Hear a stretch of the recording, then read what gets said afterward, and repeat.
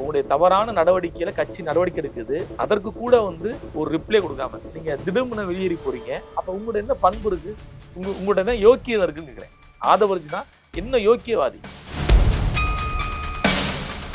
இன்றைக்கு வரைக்கும் பச்சை பிள்ளை குழந்தையா இருந்தா கூட அதற்கு ஒரு மரியாதை கொடுத்து அதற்கு ஒரு உரிய இடத்தை கொடுத்து உட்கார வச்சு பேசுவார்.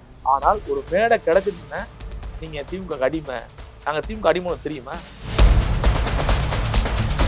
நம்புற மாதிரியே பேசுறதுமா, ஒரு மனிதனை நம்புற மாதிரியே பேசணும். இது ஆர்எஸ்எஸ் யுக்தி. அப்புறம் எப்படி சார் பிஜேபி தான் நீங்களோட எதிரி, அவங்க கிட்ட நாங்க நெருங்கவே மாட்டோம், அவங்களுக்கும் எங்களுக்கும் சம்பந்தமே இல்லை அப்படின்னு சொல்லுவாங்க. இது ஒரு வியாபாரி, அவ்வளவுதான். ஆதவர்ஜுனா இந்த வியாபாரிக்கு இன்னொரு வியாபாரி, சினிமா வியாபாரி விஜய் சப்போர்ட் பண்றாரு. அவர் ஒரு வியாபாரி.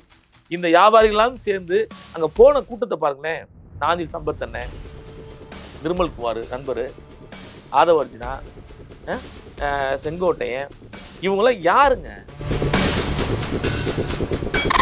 நான் சவாலே விடுவேன், இந்த தெருவில் விஜய் கூட நிக்க மாட்டார். வேற யார் நிக்க மாட்டார், நிக்க முடியாது அவரால். நான் நிக்க மாட்டேன் அப்படின்னு ஓடிடுவாரு. வணக்கம் சார். வணக்கம்மா. சார், தொடர்ந்து நிறைய விஷயங்கள் மக்களுக்கு ரொம்ப தெளிவா எடுத்து சொல்லிட்டு இருக்கோம். இதுல குறிப்பா என்னன்னா, ஆதவர்ஜுனா அவர்கள் ஸ்டேஜ்ல பேசும்போது ஒரு வார்த்தை சொன்னாரு. விசிகால ஒரு குறைஞ்சபட்சம் 20 பேர் தான் இருப்பாங்க அப்படிங்கிற ஒரு விஷயமும், நிறைய மக்கள் யோசிக்கிற மாதிரி சில விஷயங்கள்.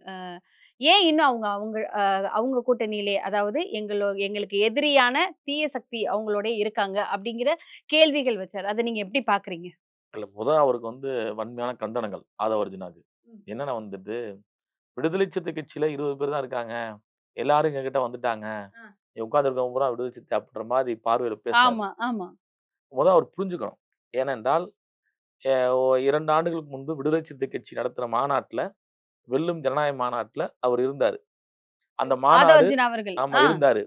அந்த மாநாட்டை தான் அவர் சேர்றாரு உறுப்பினரா.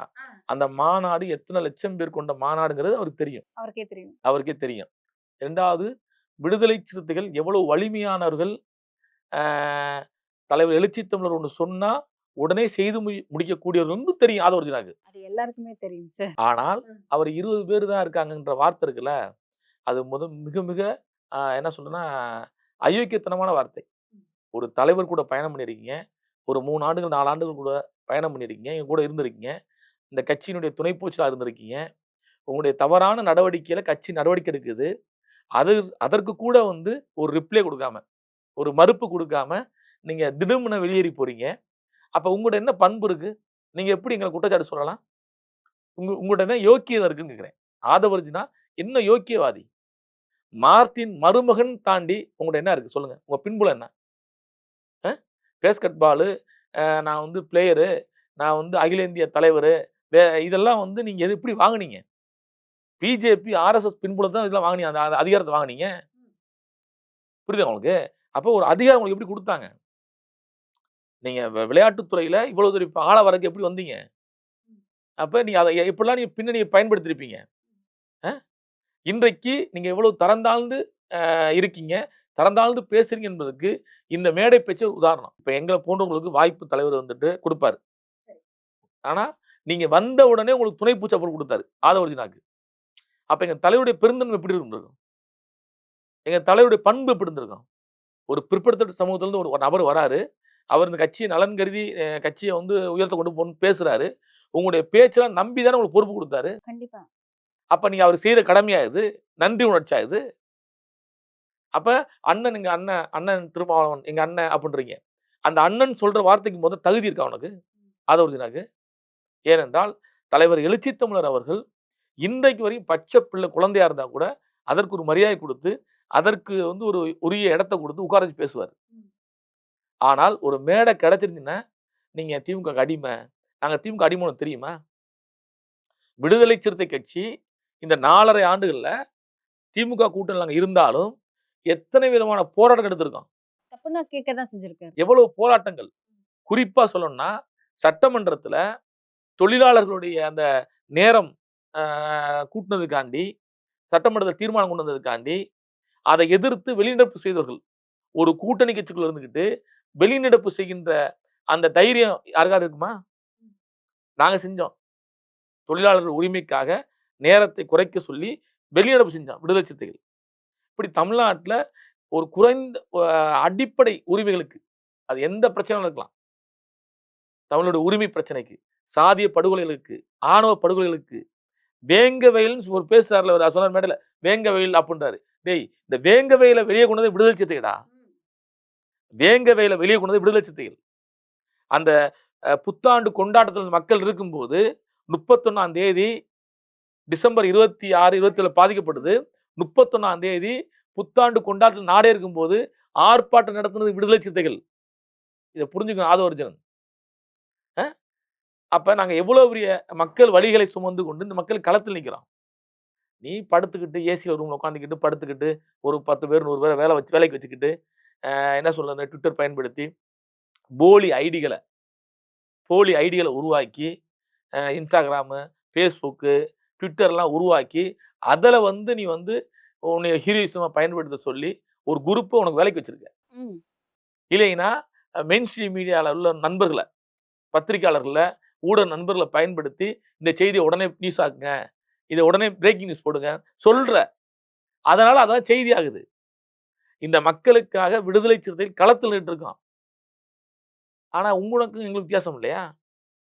நீ கேட்டா வந்துட்டு நான் சின்ன புள்ள இருந்து அம்பேத்கரை படிச்சேன், அண்ணாவை படிச்சேன், காந்தியை படிச்சேங்கிற. கொஞ்ச நாச்சும் அறிவா படிச்சியா நீன்னு நான் கேட்கிறேன். எல்லாத்தையும் படிச்சு அறிவா படிச்சியா? நீ எல்லாத்தையுமே வியாபாரத்துக்கு படிச்சிருக்க, முதலீட்டுக்கு படிச்சிருக்க. சில பேர் படிச்சு வருவான், அதெல்லாம் முதலீட்டு வியாபாரத்தனம் இருக்கும். சில பேர் படிச்சு வருவாங்க, இந்த சமூகத்துக்கு நேர்மையா உண்மையா இருக்குன்னு வருவாங்க, அறத்தோடு நிற்பாங்க. இவன் ஒரு வியாபாரி, அவ்வளவுதான் ஆதவர்ஜுனா.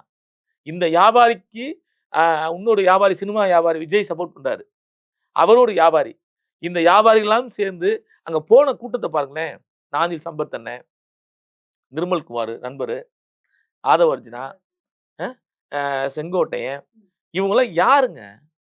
அதிகாரத்தின் மோகத்திலே இருக்கிறது. உண்மையிலே இவங்கெல்லாம் வந்து தேர்தல் முடிஞ்சுன்னா மீண்டும் விஜய் பத்தி தெரிஞ்சுக்கிட்டு, அந்த சமீபத்தில் ஒரு ஜோக் சொன்னான் தம்பி, சொன்னான் ஒரு தம்பி, நீங்க எப்ப விஜயை பார்த்தீங்க? புஷியை தானே பார்க்க முடியுது, விஜயை பார்க்க முடியலையே அப்படின்ற மாதிரி ஒரு காமெடி பண்ணான் தம்பி. அந்த மாதிரி தான் இருக்கும், விஜயை பார்க்கவே முடியாது. எனக்கு தெரிஞ்சு இப்போ போன நண்பர்கள் பூரா பாவம் ஆதவர்ஜுனாட்டியும் புஷியானது போராடிட்டு இருக்காங்க. இன்றைக்கும் விடுதலை சிறுத்தை தலைவர் எழுச்சி தமிழர் அவர்கள் இன்றைக்கும் மக்கள் சந்திக்கிறாரு, மக்களோட நிற்கிறாரு, இளைஞர்களோட நிற்கிறாரு, இன்றைக்கும் பிரஸ் சந்திக்கிறாரு, பத்திரிகை தந்தாரு. ஒரு பத்திரிகை நடத்தி விஜய் நடத்திருப்பாரா? பத்திரிகையாளர் சந்திப்பு ஒரு சந்திப்பு விஜய் நடத்துவாரா? 41 பேர் இறந்து போயிட்டாங்க, விட்டு ஓடி போயிட்டாருலங்க. அவரு பைந்தாங்கோழி தானங்க, பைந்தாங்கோழி தானே. பாதிக்கப்பட்ட மக்களோட களத்தில் நிக்காம நீ ஓடி ஒளிஞ்சனா பைந்தாங்கோழி தானே. எதிர்கொள்ளு, சண்டை போடு. அந்த துணிச்சல் உனக்கு இல்லைன்னா சினிமால ஃபைட் பண்ணுவீங்களா? 100 பேர் அடிப்பீங்க, 50 பேர் அடிப்பீங்க, AK-47 டம்ம டம்ம டம்ம டம்மன்னு சுடுவீங்க, போலி துப்பாக்கி 4 சுடுவீங்க. மக்கள்கிட்ட நிக்கணுமா?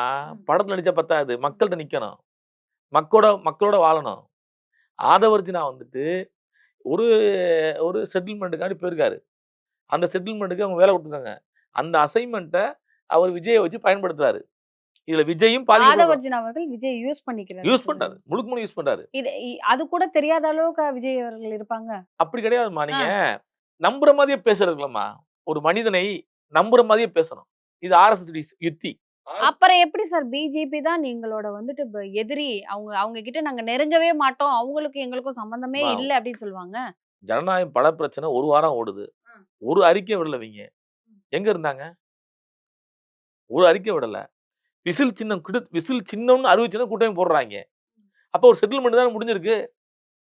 இதுல யார் சார் ரொம்ப தெளிவா இருக்கணும்? மக்கள் தெளிவா இருக்கணுமா? இல்ல எனக்கு புரியல. ஏன்னா வந்துட்டு என்ன நடக்குதுன்னே தெரியல. இப்ப நீங்க சொல்லும்போது ஒவ்வொரு விஷயங்களா வெளிய வரும். மக்கள் தெளிவா இருக்காங்க.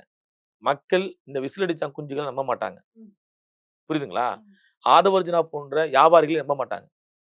நான் சவாலே விடுறேன், இந்த தெருல விஜய் கூட நிக்க மாட்டாரு. வேற யார் நிப்பா? நிக்க மாட்டார், நிக்க முடியாது அவரால. பாருங்க, நான் நிக்க மாட்டேன் அப்படின்னு ஓடிடுவாரு. வேற சும்மா எல்லாம் நிப்பாட்டுவாரு. ஏனென்றால் தேர்தல் களம் என்பது வேறு, அரசியல் களம் வேறு. மக்களை சந்திக்கணும். நீங்க போய் அந்த டெம்போ டிராவல்ல வேன்ல உட்காந்துக்கிட்டு கை காட்டக்கூடாது, கீழே இறங்கி வரணும், கீழே இறங்கி கை கொடுக்கணும். தெருவுல நின்று வணக்கம் சொல்லணும். உன்னால சொல்ல முடியுமா? எப்படி சார் சொல்ல முடியும்? ஒரு செலிபிரிட்டி ஒரு சாதாரணமா ஒரு ஒரு ஒரு இன்ஸ்டாகிராம்லயோ, Facebookலயோ ஒரு செலிபிரிட்டியா இருக்கிறவங்க போனாலே அந்த இடத்துல கூட்டமாயிருது. அம்மா, இவரு எப்பேர்ப்பட்ட நடிகர் சார்? அவர் போய் ஈஸியா இறங்கி போ அம்மா முடியுமா நீங்க ரோட்ல? நீங்க எம்ஜிஆர் எப்படி இருந்தாரு? சார் கலைஞர் அந்த ஜெனரேஷன் வேற சார். இப்ப இருக்க அதே ஜெனரேஷன் வேற 10 சார். ஆண்டுகள் அப்ப முன்னாடி மக்கள் தொகை அவ்வளவு இல்ல பத் சார். அரசியல் அறிவு அவ்வளவா மக்களுக்கு இல்ல சார். இப்ப யார் குழந்தைக்கு கூட விஜயகாந்த் எப்படிம்மா அரசியல் இருந்தாரு? தெரியும் சார். விஜயகாந்த் எப்படி இருந்தாரு 10 ஆண்டுகளுக்கு முன்னாடி? மக்கள் நல கூட்டணி ஒரு கூட்டணியில விஜயகாந்த் இருக்கும்போது, அவர் கொஞ்சம் உடல்நிலை சரியில்லாம இருந்தா கூட, மேடையில எல்லாரும் கை குடுப்பாருமா? மேடை ஏறும்போது கை குடுத்துட்டு வந்தாருமா? கூட பார்த்தா கூட நிப்பாருமா? எல்லாரும் கேப்டன் ஆயிர முடியாது சார். அது வேற விஷயம் சார். அததான் சொல்றேன். எல்லாருமே அரசியல் வெற்றி பெற முடியாது. அது ஆதவ அர்ஜுனாவும் சரி, விஜய்க்கும் சரி. நீங்க ஒரு வியாபாரியா, ஒரு சேட்டர்ஜாலரா, ஒரு 10 அறிவுஜீவியா அந்த வேலைய பாருங்க. அத விட்டு மற்ற கட்சிகளை குறை சொல்வது, மற்ற இயக்கங்களை குறை சொல்வது, விடுதலை சிறுத்தைகளை சீண்டுவதெல்லாம் வச்சுக்கக்கூடாது. அவர் எச்சரிக்கையா சொல்றான். நீங்க விடுதலை சிறுத்தையை சீண்டுனா என்னங்கிறத நேத்து சோசியல் மீடியால அவருக்கு வச்ச ஆப்பு பயங்கரமான ஆப்பு. அடுத்த நொடி 2 மணி நேரத்துல மன்னிப்பு கேட்கிறாப்ல. 2 மணி நேரம் தான். நான் விசிகா தோழருக்கு விளக்கம் குடுக்குறேன். நான் விளக்கி பதில் சொல்றேன். அத எப்படி உடனே ஒரு மெயின் ஸ்ட்ரீம் மீடியா உடனே அத செய்தியாக்குது? அப்ப நீ சொல்லி தான் செய்தியாக்குறாங்க. இங்க மக்களுக்காக அன்றாடம் போராடுகின்றவர்களை மெயின் ஸ்ட்ரீம் மீடியா போட மாட்றான். செய்தியாக்க மாட்றான். ஆனா உன் செய்திய எப்படி உடனே போடுறான்? இப்போ உனக்கும் ஊடகங்களுக்கான ஒரு பேரம் இருக்கு. உனக்கும் ஆர்எஸ்எஸ் போன்றதுக்கு ஒப்பந்தம் இருக்கு. அந்த ஒப்பந்தத்த தமிழ்நாட்டுல செயல்படுத்துற. அதற்கு நீ சும்மா இப்ப அம்பேத்கர், அண்ணா, காந்தி அப்படின்னு பேசுற. இதுதான் ஆதவர்ஜுனுடைய வேல. நான் எங்க அம்மா இறந்து போயிட்டாரு, எங்க அப்பா இறந்து போயிட்டாரு. சென்டிமென்ட்டா பேசி ஈர்க்கிறது. நான் என்ன சொல்றேன்னா, இந்த மக்கள் நீ உண்மையா இருக்கியா? தனிச்சு நின்னு காட்டு. நீ ஏன் விஜய் படம் ஓட்டிட்டு இருக்க? இந்த மக்கள் நேர்மையா இருக்க விரும்புறியா? ஒரு 4 பேத்துக்கு உதவுற வேலை செய்யி. நீ அது எப்படின்னா அந்த பணக்காரங்க எப்படின்னா, மக்களுக்கு உதவி செய்ற மாரி நடிப்பாய்ங்க. ஆனா எந்த உதவியும் செய்ய மாட்டாய்ங்க. பணக்காரர்களுடைய புத்தி அது. அப்ப அந்த புத்தி எப்படி இருக்குங்கிறீங்க? நீ அவ்வளோ நேர்மையா நபரா இருந்தா, மொத லாட்ரி மார்ட்டின் அவர்கள் உன்னைய கண்டிக்கிறாங்க. உங்க மச்சினன் கண்டிக்கிறாரு. அதுக்கு நீ பதிலே சொல்லலையே! உன்னுடைய மைத்துனர் அவ்வளவு கேவலமா உன்னை போட்டு கிழி கிழின்னு கிழிச்சாப்புல. 2 ஊடகங்கள்ல உட்கார்ந்துகிட்டு. நீ அதுக்கு பதிலே சொல்லலையே! ஒரு ரிப்ளை குடுக்கணுமே! ஒண்ணுமே சொல்லலையே! எங்கள ஏமாத்தி பண்ணிட்டான்னு உன் மச்சினன் சொல்றான். அப்ப நீ மக்கள ஏமாத்த மாட்டியா? எங்களே ஏமாத்திட்டு போயிட்டாரு விடுதலை சிறுத்தைகள. என்னன்னா ஆசை வார்த்தைகள் காட்டி, தலைவர் அப்படி கொண்டு போயிருவோம், இப்படி கொண்டு போயிருவோம்னு ஆசை வார்த்தை காட்டி, இதே க மாரி தான் பேசுறாங்க. கட்சிய எங்கனாச்சும் நிப்பாட்டிருவோம் அப்படின்னு இவர் யாருங்கிறது பின்னாடி இந்த தலைவர் தெரிஞ்சுக்கிட்டாரு. ஆ. இவர் எங்க இருந்து வந்தாரு பின்னாடி தெரிஞ்சுக்கிட்டாரு. அப்ப அவருடைய பேச்சு, செயல்பாடு எல்லாமே ஆடம்பரமா இருக்கும் ஒழிய, அது மக்களுக்கான அரசியலா இருக்காது. அவர் வாய் சவுடால் தான் ஒழிய, இந்த மக்களுக்கான உண்மையாக இருக்க மாட்டாரு. இது ஆதவர்ஜுனுடைய கேரக்டரே அதான். இப்ப கூட சமீபத்தில ஒரு பல செய்திகள் சொல்றாங்க. அதெல்லாம் அவர் அம்பலப்படுத்த போறாங்க. அதனால விடுதலை சிறுத்தைகளை சீன்றத அவர் நிறுத்திக்கணும்னு தான் நான் சொல்றேன். கண்டிப்பா சார். தொடர்ந்து பேசுவோம். நன்றி. நன்றி, நன்றிம்மா.